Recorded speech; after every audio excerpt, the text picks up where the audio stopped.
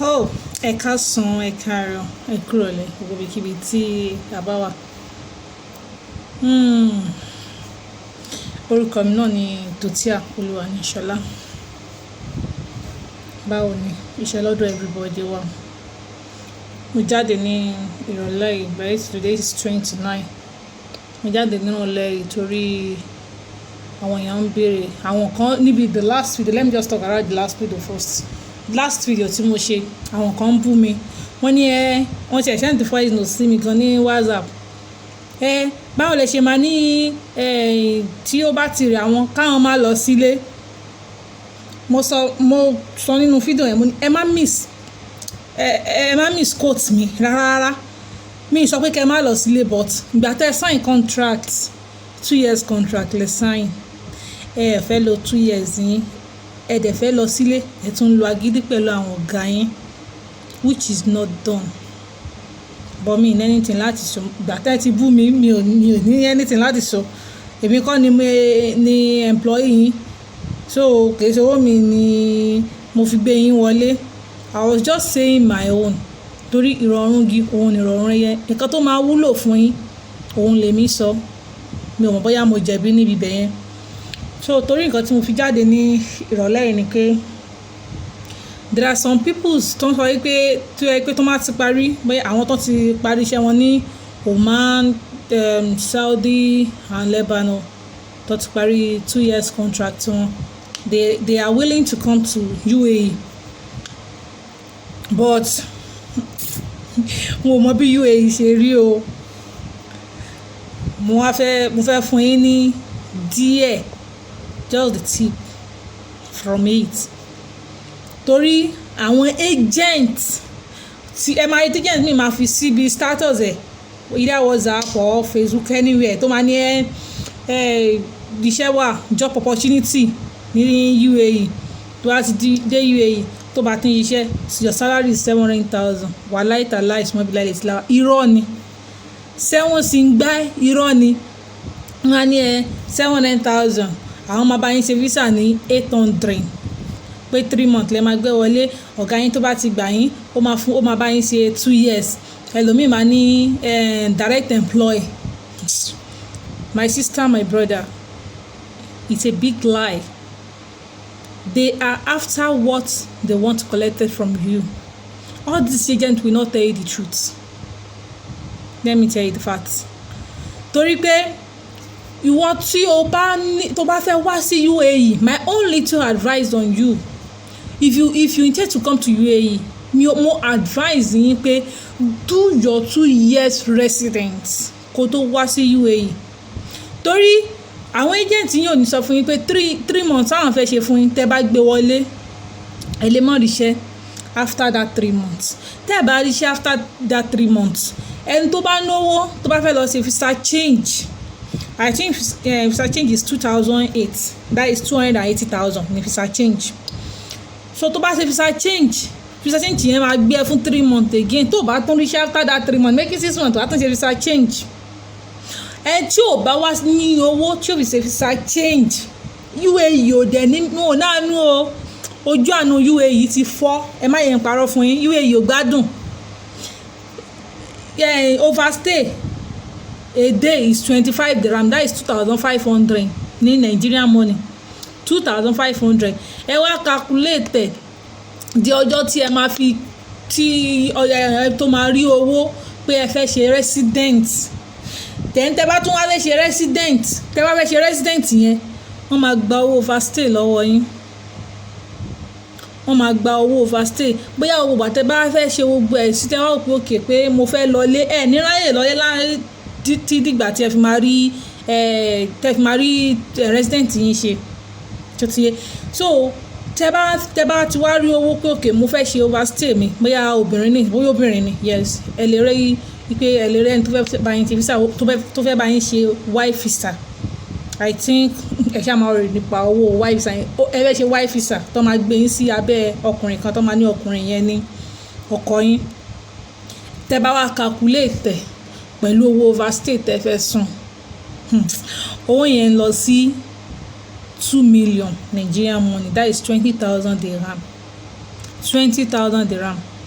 1 or 2 million tẹ́ bá calculate ẹ̀ wọ́n máa ń fún ẹlòmíì ní 13,000 fún owó overstay wàláhì àzẹ́ wọ́n máa ń fún ẹlòmíì ní 13,000 fún overstay 13,000 yẹn is 1.3. ìgbà tí ẹ bá wá ro ogun yẹn agent yín ò ní sọ fún yín o wọn ò ní sọ tó tọbẹ̀ fún yín o owó tí wọ́n fẹ́ gbà ni wọ́n wà after tó má ti wọ́n dẹ̀ wọ́n lè bá yín ṣe visa 3 months yẹn tó má fẹ́ bá yín ṣe wọlé agent tí ò gbowó rárá ló ń gba 700 say 650 tí ò gba owó rárá tó bá ti gba ogbó tó bá gba lẹ́tà sí pé òkè ó gba 700 lọ́wọ́ yín á náà wọ́n bá yín san owó ilé á san owó ilé níbẹ̀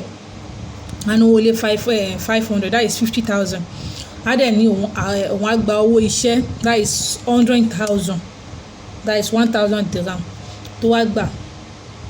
tó ti wá gba ẹ̀hún kó jẹ́ 150 ó fi okùn sówó físà tí ó géènì títí ẹ̀ tó ti yẹ yín tó wá gba ogbó ẹ̀ tán ẹ wá ní ẹ kò bá yín ríṣẹ́ kò bá yín ríṣẹ́ kò má sí nǹkan tó kàn ṣẹ́rílé tó bá fi yín sí lẹ́yìn ìjọ tí ó bá kò tún ní lọ mú yín ní airport tó kẹba lè mọ bí àwọn some of those agents tán ṣe wicked tó and àwọn tó ń pè ní agent yìí náà ní this UAE wàláhì azim èyí tó ní resident nínú wọn kò pọ̀ few nínú wọn ló ní resident few of these agents so called agents ló ní resident tó yẹ pé owó mo rí ẹni tó fẹ́ ṣe visa 3 months ìyẹn ni wọ́n fi ń leave náà fi ń gbéra wọn níbí báyìí náà fi ń leave UAE dẹ̀ ní street lówó wà ní UAE tó bá ṣe 2 years resident ẹ wọlé tí ò bá ríṣẹ́ tó wọ́ pé ò ríṣẹ́ oríṣiríṣi iṣẹ́ tó yẹ pé yàtọ̀ sí iṣẹ́ sálárì oríṣiríṣi iṣẹ́ léèyàn lè ṣe ní báyìí yàtọ̀ sí sálárì tó ti yé tí ẹ tẹ́wọ́ pé mi ò ríṣẹ́ sálárì o jẹ́ kí n máa ṣe jámọ̀jámọ̀ you will make it with God grace ní street tó ti àwọn agent yìí ò ní sọ pé eléyìí fún yín o I was just saying it wípé tó àwa náà ti lọ àti mọ bí ó ṣe rí àdẹ̀tí wo àti wo bí bíbá yìí náà ṣe rí àti wo sí ti Saudi tó ti ẹ lè wo pé ẹ ṣe bí Saudi àsanwó ilé àṣekínní kan ìṣì lọ́rọ̀ yín ibi báyìí owó ilé bíbá yìí òkè ẹ̀ṣẹ̀ wàá sanwó rárá pé bóyá ẹ lọ gba òkè ẹ gba partition ẹ dẹ̀ gba full room ẹ gba studio ẹ wá fẹ́ gba ilé bóyá best space tó cheap jù ni ó ní is it not 3 dirham that is 30,000 per month or ní 3 dirham yes best space tó cheap tó bá dẹ̀ ti rówó san tí owó ẹ̀ ń dìú ní òní tí ò rówó san ní ìjọ́ kejì tó rówó san ní ìjọ́ kejì pé tó yẹ pé ò rí owó fi jí báwo náà ṣe ń pè ò rówó fi jí ẹni tó gbẹ̀ ẹ́ sílé láńlọ́ọ̀dẹ wọn á kọ́ ẹrù ẹ̀ síta ni kò sí no mercy nílùú yìí no mercy lórúkọ ìlú yìí àwọn òwò pé kínní wọn á rò pé nǹkan táwọn náà fi ń live nìyẹn tí ó ti yé yín so tẹ bá fẹ́ wá síbí báyìí just make sure you plan yourself with the little you earn from UAE from KS that is Kingdom of Saudi then Oman and all those countries the little you make from it you can use it to start something in Nigeria but if you insist of coming here in UAE just make sure you do your 2 years resident tẹ bá fẹ́ ṣe 2 years resident yín tẹ fẹ́ ṣe 2 years resident obìnrin pé obìnrin bóyá wọ́n á ṣe fẹ́ lo fún kinní fún ẹ bóyá òun ni ká máa ní bóyá bíi 11,000 10,000 that is 1 million or 1 ìwọ tó máa fẹ́ lo wife visa fún kò tó bẹ́ẹ̀ ìwọ tó bá dẹ̀ jọkùnrin náà bọ̀kẹ́ wá wò pé ẹni tí ó máa wá ṣe tó máa ṣe 3 months fún yín táwa gba 800 tá gba 700 lọ́wọ́ yín ṣe rọ́jú kẹ̀ ṣe ọdún méjì kẹ̀ ṣe wọlé ẹlòmíì máa pè ó máa ní kì í ṣe ogbé agent ló máa advise yẹn ṣé o fẹ́ ṣiṣẹ́ owó tán fẹ́ gbà lọ́wọ́ yẹn náà ti wà after wọ́n máa dáná fún yín woman kan pè ní last 2 months, yes, woman yẹn fẹ́ òun náà fẹ́ wọ UAE ń bí báyìí. Ó ní ọmọ kékeré lọ́wọ́, I think her baby maybe is it not 3 or 4 years ní ọmọ ẹ̀. Ó wá ń sọ fún ẹni tó fẹ́ bá ṣe físà pé hello ẹjọ́ uncle, mo fẹ́ ṣe físà but ẹ máa ṣe títí èmi àtọmọ mi, èló lẹ máa gbà. Ìyẹn wá níṣẹ́ rí wípé ẹni ló ni màá gbà tí má fẹ́ ṣe fún yín, màá gba owó mi ní sọ bí báyìí ṣe rí fún yín, but mi bá advice yín kẹ́ wọlé náà, ẹ fi ọmọ yín kalẹ̀. UAE kì í ṣe ìlú, kì í ṣe country tí family lè gbé. Ṣé school ni wọ́n lọ níbí báyìí ni? Kọ́mọ mi kó lọ school ní Nàìjíríà ó pè mí ju kó lọ school níbí lọ. Ṣé bo ni wọ́n ń sọ níbí báyìí ni? Àti America school, UAE America àti India school gbogbo ẹ̀rẹ́dẹ̀ẹ́dẹ́ ni. School bí báyìí è ṣe school, kì í ṣe school tẹ́lẹ̀ mọ́ ọmọ lọ. Kẹ́yìn ọmọ yín lọ school ní Nàìjíríà ó pè yín 2 times 2 how much? Ṣé ìwé ni wọ́n ń kọ́ ọmọ yẹn? 2 plus 2 how much? Wọ́n lè kọ́ ọmọ níwèé bẹ́ẹ̀. So àwọn woman yẹn, bí woman yẹn ṣàṣe bèrè, wọ́n wá ní kí n sọ fún yín, ẹ fọmọ yín kalẹ̀ sí Nàìjíríà, but tẹ bá wò ó pé mo advise yín ẹ fẹ́ lọ ṣe lọ́dọ̀ agent mi ò ní sọ anything fún yín, ẹ máa wọ̀ ọ́ tán, ẹ máa wà ní gbèsè, torí bí báyìí ọmọ yín ò ní lọ school wa. Èló ni wọ́n san owó school fees wọn ní bí báyìí tó sì cheap ju 6,000 per term. Ẹ wá sí 6,000 times 3 lọ́dún kan, 6,000 times 3, that is 600,000 times 3. 600,000 times 3. Àwọn agent dey advise èèyàn. Mo ní ẹnìkan, there is one Igbo guy like this. Òun lọ sílé ní, I think he's going home next week. Ó wá bí báyìí, kò ní iṣẹ́ gidi lọ́wọ́ o. Yahoo ló ń ṣe, àtòun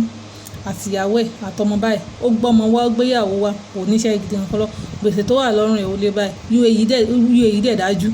Nínú pandemic yìí, in fact pure water 10 naira àwọn ò fún yàn. Pure water 10 naira ìpíà ẹ gbà ó, ká fi ran kí n lọ. Àwọn citizen wọn nìkan ní jẹ ìgbádùn, àwọn ọmọ ìlú wọn nìkan. O ní resident lọ́wọ́ gan yìí ò ní kán ṣàánú ẹ̀. Kó jẹ wọ́n ní 1 naira wà láì wá gbà kó tó jáde kó yẹn airport wọn. Kó jẹ wọ́n ní 1 naira wọ́n á gbà kéèyàn tó kúrò ní airport wọn. This guy is going home. Ó bẹ̀rẹ̀ sí ní sunkún ní ó ní òun rí gẹ́, ó ní kóun tó wá bí báyìí, òun ta gbogbo nǹkan kóun tó wá bí, òun tó wá tà tán nǹkan tó ń expect pé òun máa bá, òun kọ́ lòun bá. So my sisters, my brothers, before you come to UAE, think twice. Ẹ rò dáadáa.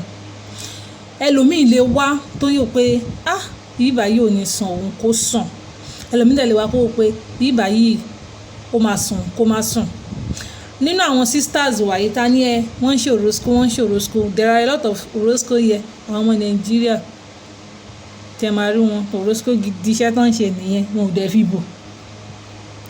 So tó ń ṣe wọ́n á ṣe yẹn kí epo wù àwọn náà, kí epo wù most of them kò wù wọ́n, but wọ́n ti rò ó pin. Wọ́n ti rò ó pé èkè wá dúró owó táwọn fi lò táwọn fi wọ̀lú iṣẹ́ àwọn tún àwọn wá lẹ́mtì, àwọn tún máa lọ lẹ́mtì ni làwọn míì fi ń dà sí iṣẹ́ Orosco. Wọ́n fi ń dà sí pé wo àwọn jẹ́ máa rọ́gẹ̀dẹ̀ ni, àwọn jẹ́ máa bó bá ṣe gbà làwọn ṣe máa lò ní UAE yìí. Ẹ máa rí ẹlòmíì báyìí tí àwọn Pákí, àwọn Bangladesh àbí báwo wọ́n ṣe ń pè wọ́n, tí wọ́n máa fi wọ́n máa ná wọn just because they want to have them for seconds. Wọ́n máa ná wọn pé ṣógbà, yeah, I think I went to some hello 40 dirham. Àwọn fẹ́ lò tó wá náà, mo wá dúró, mo lọ sí building kan ní side ọ̀dọ̀ wa níbà yìí, mo lọ ra nǹkan, mo wá dúró, mo wá wò pé wọ́n wá náà, mo wá délé, mo wá sọ fẹ́ tán ní gbé pé abẹ́ ìgbọ́n kan tí mo wí ni ó ní kí ìgbà yẹn mo dẹ̀ ẹ̀ṣẹ̀ dé ni ó ní kí n wọ́n ṣe máa ná nìyẹn 40 dirham. N ò dẹ̀ ní option òun ni o. Àwọn míì tún wà tó yẹ pé nínú iṣẹ́ Orosco yìí pé oríṣiríṣi o, iṣẹ́ Orosco tó ń yẹ nígbà yìí ó pé oríṣiríṣi. Àwọn yẹn ń ṣe níṣe pé bí customer bá ṣe wá 40 dirham 20 dirham, that is 2,000 4,000 5,000 ìjọ ní 8,000 náà tó wá ṣe wá ni wọ́n ṣe máa ń gbà. Àwọn kan nìyí tó yẹ pé wọn ò ṣe yẹn o. finishing wọ́n máa ń pè mí ìṣe ìrántí either finishing or something mi ìrántí nǹkan tó máa ń pè ìyẹn ni pé tí wọ́n bá ti gbé wọn tó ti yẹn tó bá ti gbé wọn báyìí wọ́n á drug àwọn tó bá ti gbé wọn tó bá dẹ̀ ti drug ẹ̀ tí wọ́n ti drug ẹni tó gbé wọn yẹn gbogbo tó bá wà lára ẹ̀ pátápátá náà máa gbé ìlú yìí dẹ̀ ni kó from here to here kámẹ́rà ni kò síbi tí kámẹ́rà ò sí báwo ló ṣe fẹ́ escape ẹ̀ torí ẹ̀ tán bá mú àwọn míì báyìí tí kámẹ́rà ti capture wọn tán bá ti mú wọn báyìí janto ní ìlú wọn yá kò wọn ò bá wọn rojọ́ kínní àwọn míì dẹ̀ ní there are a lot of them in prison tó yẹ pé wọ́n lo drug fún yẹn bóyá kó sún àbí kọ̀kọ́tà nìyẹn lọ tó lọ gbàbẹ̀ kú a lot of them are in prison wọ́n dẹ̀ ti deport àwọn míì kì í ṣe nàìjíríà nìkan ló ń ṣiṣẹ́ Orosco yìí o àwọn tó ṣe pọ̀ nídìí ẹjọ́ àwọn kí lórúkọ àwọn kọ́ńtírì lẹ́yìn àwọn Chinese náà ń ṣe àtàwọn fẹ́ràn tí ìlú kejì wọ̀nyí àwọn méjèèjì ṣáà ni wọ́n ń ṣiṣẹ́ yẹn jù àwọn méjèèjì kọ́ńtírì méjì wọ́n ń ṣiṣẹ́ yẹn gan níbí báyìí nàìjíríà náà dẹ̀ ń ṣe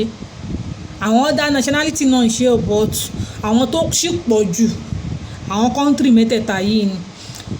but àwọn nàìjíríà tí wọ́n ń ṣe wọn ò ní option ìwọ tó bá fẹ́ wà lù yìí tó bá ti mọ̀ pé ò ní owó tí wàá fi máa wò pé òkè bóyá mo ètè ríṣà bí mo fẹ́ máa fi ṣe business kéékèèké wàhálà ẹlòmíì máa dọ́kọ̀ àṣẹ aṣẹ́wó ẹ má yẹn parọ́ fún yín ẹlòmíì àṣàṣẹ́wó ẹni tí ò bá lè ṣe aṣẹ́wó wàá rí i pé òun náà máa ní òkè bóyá wọ́n ń ṣáṣẹ́ àwọn ọkùnrin wọn náà wọ́n ń ṣáṣẹ́ wáyà tọ́wọ́ bá lè ti tẹ̀ wọ́n janto ní o àwọn bíbá yìí ò náà nú o wọ́n á bá pa wọn èèpá àwọn èèyàn sílùú wọn wọ́n gbé wọn lọ Saudi nù Saudi lọ́ba gẹ́rígẹ́rí ẹjọ́ nítorí Ọlọ́run ẹ̀yẹ ká tẹ bá fẹ́ wá ẹrù dáadáa just give it the thought maybe let me go or let me stay á dára fún wa o wèrè làwọn ẹ́jẹ̀ǹtì yẹn o olórí burúkú ló pọ̀ jù nù wọn o àwọn ẹ́jẹ̀ǹtì ò gbádùn dé gbogbo level yẹn o ẹ tẹ́ bá wò wọ́n báyìí wọ́n níbí báyìí wọ́n ń kú pìpìpì ní àbí bí adìẹ tí kọ́lí gbé wọ́n ń kú pìpìpì bí adìẹ tí kọ́lí gbé làwọn ẹ́jẹ̀ǹtì yẹn ṣe ń kú still náà wàhálà ẹ̀wọ̀n ò jáwọ́ wọ́n wò pé àwọn jọ wọn máa ṣe ni kò sí nǹkan tó máa ṣe àwọn nínú pandemic yìí wọ́n kú bí àfi bí ìtàǹbóló tí wọ́n bu kerosene lù kọ́lọ́mọ kó má jẹ́ kíkú wá sí ìyá ní ìsìn ìgbà tí wọ́n ò rí bí lọ́lé káwọn lọ rí ní rẹ̀ agent ẹ máa rí agent tó máa gba owó ṣé báwọn míì tó máa ṣe físà fún yàn mo rí ó ní woman kan ó máa wá sí ọ̀dọ̀ wa báyìí woman yẹn ó ní ìgbà tóun fẹ́ ṣe tó wọ́n fẹ́ bóun ṣe físà òun wọ́n ṣe agent ẹ̀ káṣẹ̀ wá ní pọ́gbà náà but òun sì tún ṣe dáadáa ó ṣe 2 years residence fún that is visa direct 2 years ó ṣe fún ní 2 million wàhálà mi lè ṣe wọ́n jẹun parọ́ fún mi 3 years mo gbé wà lóyè o 3 years mi ò dẹ̀ ríṣẹ́ agent ò ní sọ tó tọ́ fún wa àwa ni ká yára wa ní brain àwa ni ká wò pé òkè kí ni nǹkan tí a fẹ́ bá ilé ayé tiwa náà sọ ibi táwọn agent yìí tán tàn wá dé ó ti tó ibi tán tàn wá ó ti tó ẹnìkan tó máa ń post vacancy wọ́n ní the teacher wọ́n ní the 20 teacher ní UAE máa wò pé káàbọ̀ 20 teacher ní UAE ládùúrà àwọn èèyàn tó ń kọ application ní ojoojúmọ́ lọ sí àwọn schools kìíní kan 700,000 no negotiable 800,000 no negotiable no down payment no kìíní kan wọ́n sọ pé tẹ́ bá ti fún àwọn tí wọ́n tì yín sí ilé àjọ tán báyìí ẹni orí yóò dilé ni tẹ́ bá dé àwọn bus station ẹ máa bá àwọn èèyàn tí wọ́n ń sùn bẹ́ẹ̀ tí wọ́n ò ní ilé tán fẹ́ sùn tí wọ́n ò ní owó tán fẹ́ fi sanwó ilé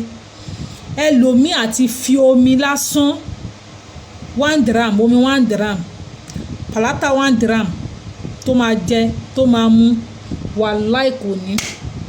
tẹ́ bá dé bus station báyìí wọ́n sùn ni, tẹ́ bá dé àwọn mọ́tò park bíru building wà yìí nìsín bí mọ́tò park ibẹ̀ ẹ máa bá àwọn èèyàn tí wọ́n park tí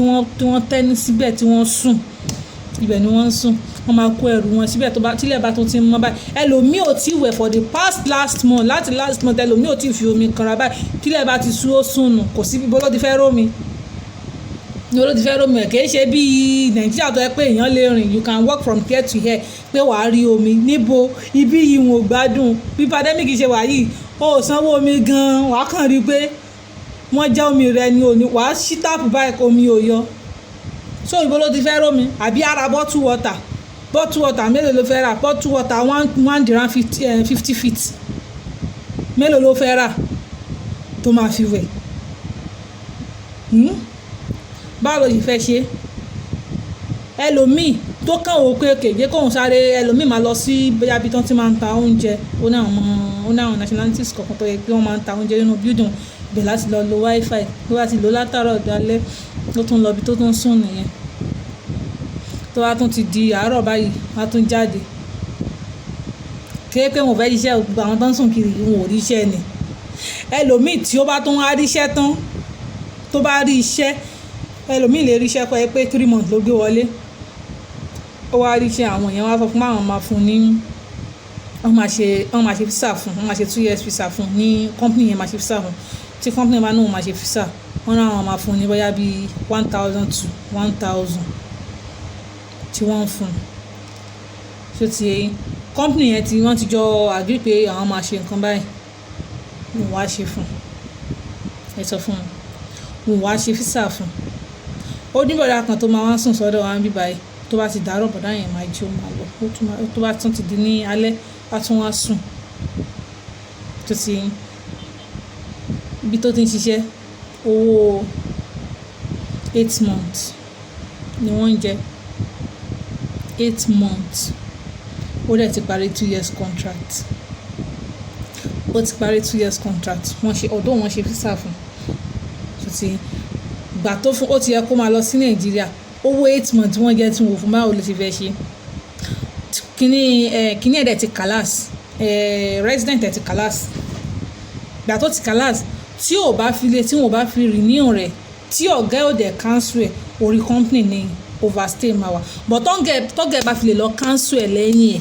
ẹ̀ tọ́gẹ̀ ti lọ cancel ẹ̀ lẹ́yìn ẹ̀ òun ló máa fi orí gbé overstay yẹn tọ́gẹ̀ ti cancel ẹ̀ best thing gbà tọ́lọ́run máa bá ṣe òun àtàwọn yòókù rẹ̀ wọ́n yètè lọ sí court torí first come first serve lọ́rọ̀ court bí báyìí wọ́n yètè lọ sí court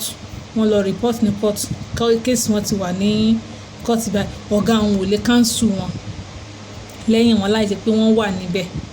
tí wọ́n á fi ní àwọn fẹ́ ní overstay ló wá ń sọ fún mi táwọn bá ṣe wá iṣẹ́ part time báyìí káwọn ọmọ lọ di torí ẹ̀ẹ̀kan lóṣù náà wọn máa pè wọ́n ní court káwọn kó wọn máa ṣiṣẹ́ part time ìṣẹ́ ló fẹ́ rí iṣẹ́ part time ìlú ẹlòmíì bẹ̀ tó yẹ pé tó bá ní resident iṣẹ́ bíbá yìí lock ẹlòmíì wà tó yẹ pé tó bá ní resident ẹ̀ lọ́wọ́ tó ti ní resident ọ̀la ilẹ̀ azim tọ́nà ń bá fẹ́ bá a ṣe tí wọ́n bá gbóná àwọn company kọ̀ọ̀kan tó yẹ pé wọ́n máa sanwó gidi wọ́n lè kọ́kọ́ bẹ̀rẹ̀ pẹ̀lú ẹ̀ bóyá wọn ò tí ì gbẹ́ ní permanent worker wọn tó wọ́n á san bíi 2,500 fún ẹ̀ àwọn company yẹn they are big company tó yẹ pé tó bá ti gbẹ báyìí wọ́n máa fi 2,500 bẹ̀rẹ̀ fún ẹ tó máa òun èkí gbẹ́ni tí ò bá ti ní resident o ẹni tó ní resident máa ń gbà tó máa lè ti fi 2,500 bẹ̀rẹ̀ fún ẹ tó máa rí pé ẹni yìí ń ṣiṣẹ́ dáadáa àwọn láìkì iṣẹ́ tó máa ti gbẹ́ ní permanent workers wọn wàhálà ẹ̀ ìjọ tó máa ti gbẹ́ ní permanent yẹn báyìí ní salary ẹ̀ ti fò láti 2,500 sí 6,000 ṣùgbọ́n kó tó ṣiṣẹ́ débẹ̀ àwọn tí salary wọn padà di 6,000 yẹn náà they have passed through some difficult things ó ti náà gbà tó yẹ pé ó kò easy fáwọn náà but wọ́n ń rọ́gẹ̀ẹ́dẹ̀ ó yá tó bá ṣe ó máa padà dá níjọ́ kan náà ni àwọn náà ti pass through rẹ̀ rí tí ẹlòmíì tó ti wà nínú ìlú yìí tó bá ń sọ story ẹ̀ báyìí pé òun ti sun bíìchì rí bíìchì mani bíìchì mi bá wà òun ti sun bíìchì rí dáadáa ó lè ní òun sun bíìchì fún ọdún kan tóun lówó lé tóun kàn ń sùn káàkiri pé àṣà dáadáa ibẹ̀ làwọn àmì ò ti wá dé lákàndé pé ó yá mo dé lónìí èmi náà mo fẹ́ mèkẹ́ lónìí kò possible o ọ̀rẹ́ mi wàláì kò possible o. A máa ṣe one after the other ni bí àṣà àwọn eléyìnbó one after the other ni. Ẹlòmíì tó bá ti dé bí báyìí máa ti máa ṣe taizin bá ti ń ṣe taizin àti wò pé òkè jẹ́ kí n máa fi taizin kí n máa fi pùṣẹ̀ bóyá àwọn tó fẹ́ gbé nǹkan kan nínú ọgbà àwọn taizin wèrè tí wọ́n taizin wèrè wọn yóò ní kantin wèrè o ẹ pé wọ́n taizin báyìí láti rí ìdè ibẹ̀ yẹn láti ká bí 25 dirham fún 2005 bó mo lọ àwọn taizin tí a lọ rà bóyá ẹ̀lò ẹ̀jọ̀ ẹ wá gbé mo fẹ́ débì kan ẹ wá gbé mi láti Ajman dé Abu Dhabi ẹ gbé mi láti Abu Dhabi bóyá lọ sí Sharjah láti Sharjah dé Alin wọ́n ṣe máa ń ṣe nìyẹn àwọn taizin wọn bíbá ìgbèsè ní máa ń gbẹ̀yìn mí nù wọ́n wá dírẹ́fà ní UAE wàláì bó bá wá ṣiṣẹ́ dírẹ́fà ní UAE wá jẹ ìgbèsè o wèrè bó ṣe ń wa mọ́tò Nàìjíríà tó ń wà lédè rọ́ọ̀fù kámẹ́rà ibi ẹ̀ dáràn tó bá wà wèrè báyìí kámẹ́rà ti máàkì fèsì àti mú plate number at the end of the month báyìí bóyá wọ́n san 3,000 fún ẹ ní ibi tó ti máa ń ṣe dírẹ́fà tí wọ́n bá wò pé tó ṣó ní query ní mọ́ǹtì ṣé kámẹ́rà mọ̀ ẹ́ tí kámẹ́rà bá mọ̀ ẹ́ tó máa yọ owó kámẹ́rà tán yọ owó gbogbo ẹ̀ bóyá nǹkan tó máa kú lè má ju bí 500 dirham lọ ìyá sọ fún mi èrè ìdáná agbowó kà pẹ̀lú àti send owó síyàwó àti send owó sọmọ. Ẹlòmíì wà tó yẹ pé wọ́n ti ń ṣiṣẹ́ ní àwọn company kan gbà tí pandemic yìí wọ́n yà dá wọn kalẹ̀ àwọn míì nísìnyí wọn á máa pariwo àwọn wọ́mọṣẹ́ ẹ̀dẹ̀ máa wò ó àwọn kíní burúkú iṣẹ́ bí ti tàwọn Árábù most àwọn tó ń ṣe wèrè tán láwọn jẹ́ ọ̀gá bí báyìí tí wọ́n ń ṣe orí burúkú jù Egyptian ni wọ́n o Africa to Africa wọ́n san lórí mo bá ọ̀gá kan iṣẹ́ Egypt ni múná ìjọ tí mo bá fẹ́ lọ sọ́dọ̀ ẹ̀ báyìí tí mo bá fẹ́ lọ gbowó mi bí àlá ló máa rí mi tí lọ mo sì fi lára balẹ̀ mo bá ṣiṣẹ́ mo bá wèrè ṣiṣẹ́ 18 days múná ò fún mi ní sálárì tí ma ti send message sí ma ní àyíntì àbíbí fún òkè yóò tí màá bíbí rẹ̀ ní China mọ̀ bí àlá ló máa pè é wọ́n ti máa ń wò pé kò sí kan téèyàn lè ṣe fún àwọn India àwọn tó ń gbọmọ ṣáájú níbẹ̀ India àti Egypt àwọn ni ṣé ara àwọn tó ń ṣe wèrè jù nínú wọn Egyptian ni àwọn tó ń ya wèrè jù tó ń yọ lórí burúkú jù nínú àwọn ọ̀gá táwọn Egypt ni wọ́n máa gbọmọṣẹ́ wọ́n máa lò bíi kó mọ̀ mímọ́ kó mọ̀ wúlò fún rẹ̀ mọ́ àti sanwó oṣù àtúnwá nílé ayé wọn lára tìwọ́ tọ́lọ́n bá tún wá fẹ́ fìyà jẹ nínú ọmọṣẹ́ bóyá kó tí wàá ṣèwé fún ọ bóyá kó ìṣèwé fún ọ tó ti máa ń ṣiṣẹ́ tó bá lọ lébọ̀ ní kankan tí wọ́n dà bí ó tún wá ṣèwé fún ọ ó wá rí pé òun ti jọ ní owó oṣù bíi oṣù 8 àbọ̀dún kan kò wá fẹ́ sanwó yẹn fún ẹ ó wá káńsù rẹ lẹ́yìn tó mọ̀ ó wá káńsù rẹ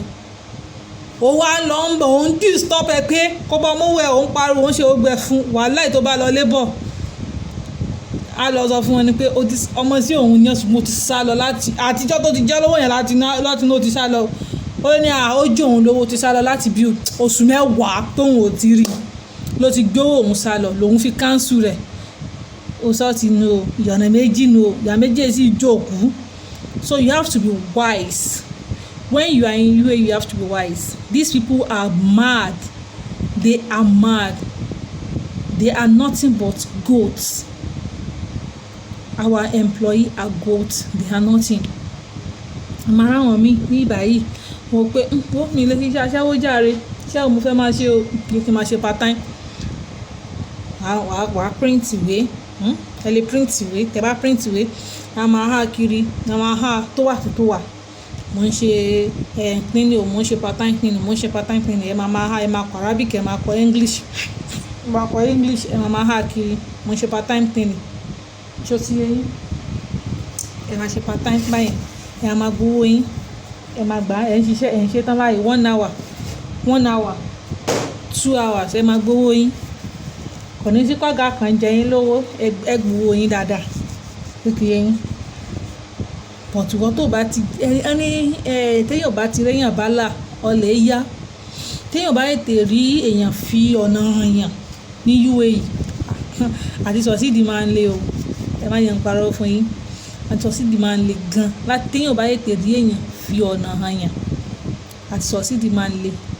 Ṣé tún wá láwọn kan tún wà tó yẹ pé tẹ́ bá fẹ́ ṣe visa, tẹ́ bá ti fẹ́ ṣe 3 years visa àti tẹ́ fẹ́ ṣe 3 month visa, 3 month visa ṣáà ti gba yín wọlé náà ẹ ti wọlé, tẹ́ tún wá tiraka pé ó dáa mo fẹ́ ṣe resident mi, mo fẹ́ ṣe 2 years. Ó lè jẹ́ pé let me use letter. Bóyá ló ń ṣe òun gangan ló ní company tó fi ń báyàn ṣe visa. D ó wá mọ rí, C ó mọ D rí, B ó mọ C rí, A òun náà mọ B rí. Bóyá A yẹn ló wá fẹ́ ṣe visa ló wá sọ fún B pé àmúṣe fẹ́ ṣe visa ta ló lè bá mi ṣe visa tó máa ọkùnrin. B wá sọ fún C, C wọn ni àmúmẹ́ni tó máa ń ṣe. C náà sọ fún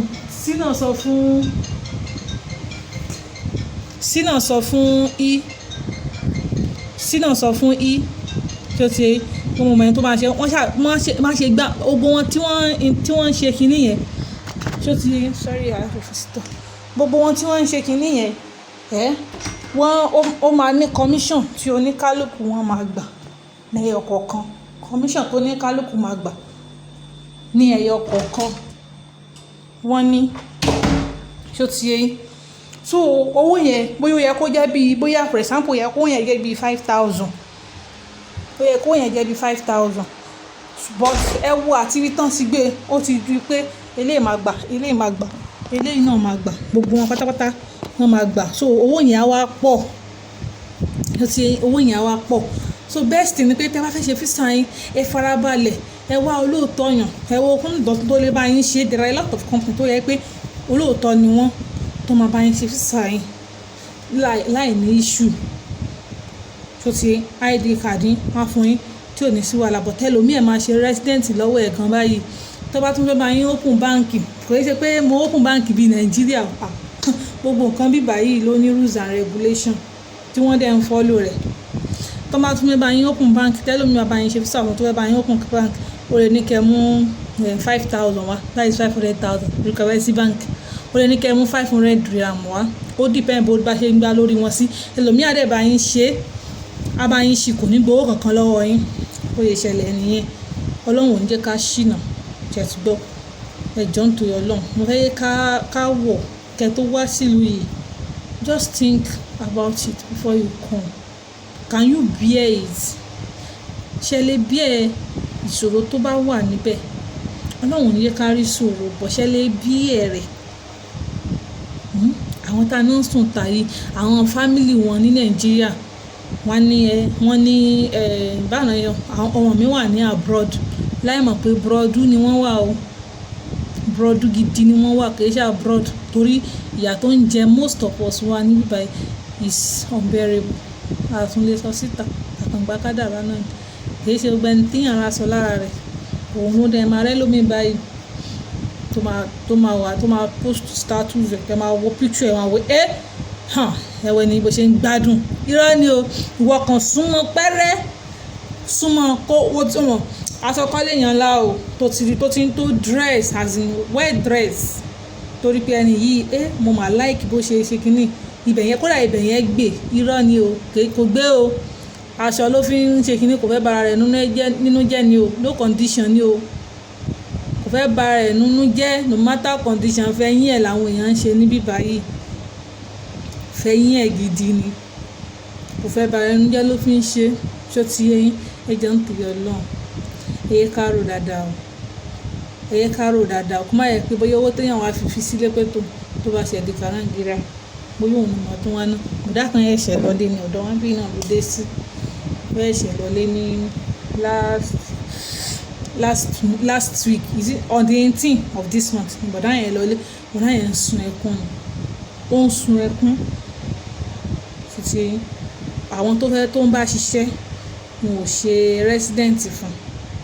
wọ́n dẹ̀ náà máa ṣe resident fún, wọn máa ṣe resident fún time wọ́n ní àwọn máa ṣe resident fún kìnìkan bí pandemic ṣe bẹ̀rẹ̀ nìyẹn. àti pandemic bẹ̀rẹ̀ wọ́n ṣáà ní àwọn fún ní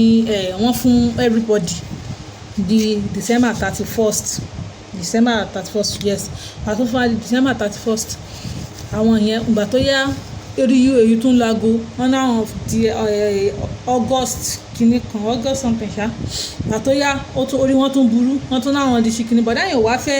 kò fẹ́ overstay bó ṣe ní òun lọ lé nìyẹn bọ̀dá yẹn ń sunkún ni pé òun gbà tó ń bọ̀ mo fààyè fún àtìlẹ́yìn mi fi yẹ̀yẹ̀ bọ̀dá yẹn ọlọ́run orí inú slippers ni bọ̀dá yẹn wọ̀ padà sí Nàìjíríà níbi tí ó burú fún dé àná owó tó máa fi gbé cab dé airport kò ní rárá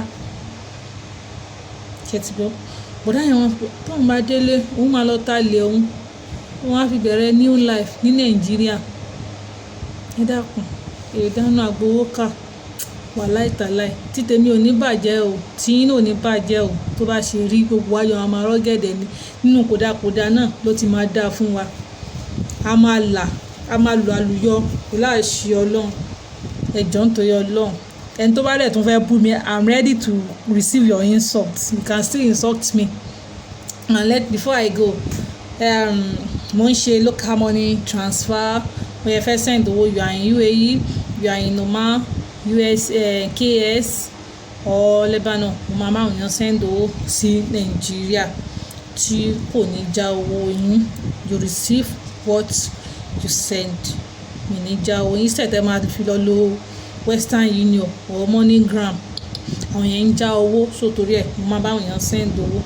and I'm reliable kò sí nǹkan tí mo fẹ́ fowó yín ṣe tẹ́ bá ti send ẹ̀ sí mi if you send the money today inshallah you receive it tomorrow on the second day because tẹ́ bá ti send ẹ̀ báyìí ó dijọ́ kejì kébí náà tó receive láti níbí báyìí tó bá yẹ pé other country let send ẹ̀ ó dijọ́ kejì kí n tó receive ẹ̀ tó ẹni tí mo bá dẹ̀ receive ẹ̀ níjọ́ kejì ìjọ́ kejì tẹ́mi máa receive owó yẹn lẹ́yìn náà máa receive náírà ní Nàìjíríà but if you are in UAE if you send the money today you receive your money today